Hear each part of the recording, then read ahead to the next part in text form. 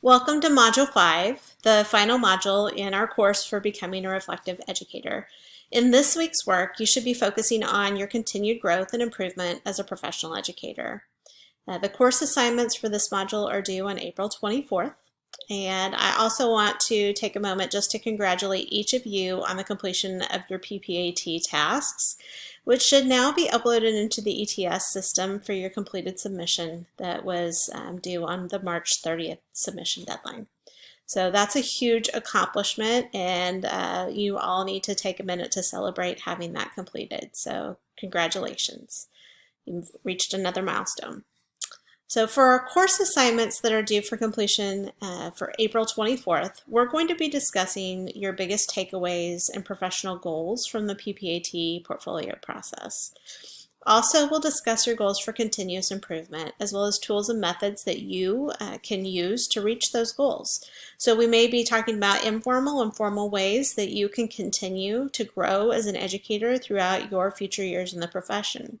So some examples, these could include accessing mentors and colleagues who support you, as well as more formal professional development opportunities that could be available via your local school or even at the district level, and other professional resources, affiliations with professional organizations that might host conferences at the regional, state, or national level that you can attend. Your discussion post for this module will allow you to demonstrate your understanding of continuous improvement as a professional. A focus on growth is important, as I think that we all have realized, and we also are great models for our students, that we're never done learning. We never truly have arrived at the pinnacle of our learning. So the more we learn, the more we realize there is more to be learned. So there's always room for improvement, always more to learn. For your journal assignment, you will be accessing your students for their feedback. How can you obtain your own students' perspectives to support your continued reflection and growth? For your final journal entries, let's take stock of what your students think and reflect upon their perspectives. Find a way to solicit feedback from your students. How you do it, it's up to you. The feedback from students might be obtained in a variety of ways. So you could go about this doing one-on-one or small group discussion or a conversation with your students. You could have a class meeting and throw some questions out and see what they say. You could do a formal survey that only you will see to give you some feedback from your students. You could use a formal course evaluation instrument. Maybe you want to put together a tool that you will use repeatedly over the course of semesters or years to come, much like we do at the university level. And you also could use email correspondence or just informal conversations.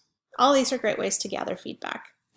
Think about what you'd benefit from knowing about your teaching from your students' perspectives, and use one or more of the methods that I just discussed or just described to obtain student feedback. If you want information about specific features of your teaching, ask them.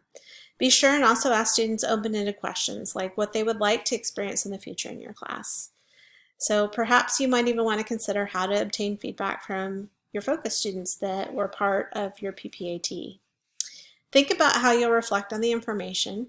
How does this impact your professional development plans for the future? And in light of the student feedback you obtain, talk about your professional growth plan moving forward. Keep going on your journaling using the Google Doc. Quick reminder, if you do get your entries in close or quickly and you want feedback before we get towards the end of the module and closer to that deadline, just shoot me a quick email and I'll get into the journals ahead of that deadline. I am so pleased with how things have gone in the course, and so I look forward to continuing to see what you post and what you share in terms of your professional learning plans. If you have any questions or you need anything, please let me know, and I wish you all a great week. Thank you.